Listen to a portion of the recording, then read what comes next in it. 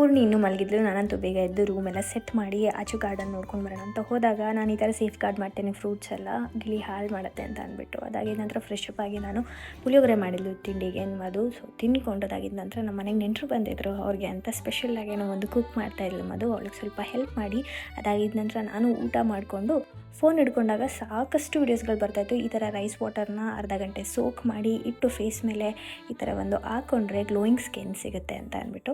So ನಾನು try ಮಾಡೋಣ ಅಂತ ಅಂದ್ಬಿಟ್ಟು ಟ್ರೈ ಮಾಡಿದೆ. ಅಕ್ಕಿ ನೀರನ್ನು 30 ಗಂಟೆಗಳ ಕಾಲ ಸೋಕ್ ಮಾಡಿದ ನಂತರ ನನಗಂತೂ ತುಂಬಾ ಡಿಸಪಾಯಿಂಟ್ ಆಯಿತು. ವೇಸ್ಟ್ ಆಫ್ ಟೈಮ್ ಅಂತ ನನಗನ್ನಿಸ್ತು.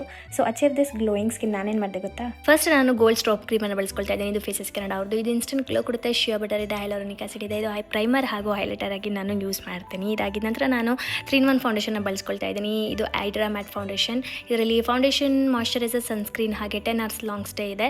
ಆ್ಯಂಡ್ ಇದನ್ನು ನಾನು ಸ್ಟ್ರೋಕ್ ಕ್ರೀಮ್ ಒಟ್ಟಿಗೆ ಮಿಕ್ಸ್ ಮಾಡಿದ್ದೆ. ಅದಾಗಿದ ನಂತರ ನಾನು ಎಲ್ಲ ಪ್ರೊಸೆಸ್ಗಳನ್ನ ಮುಗಿಸ್ಕೊಂಡಿದ್ದು final one is my favourite comfy matte wow lipstick. ಇದು light weight, food proof, transfer proof ಹಾಗೆ ಓನ್ಲಿ $299ಗೆ ಸಿಗುತ್ತೆ.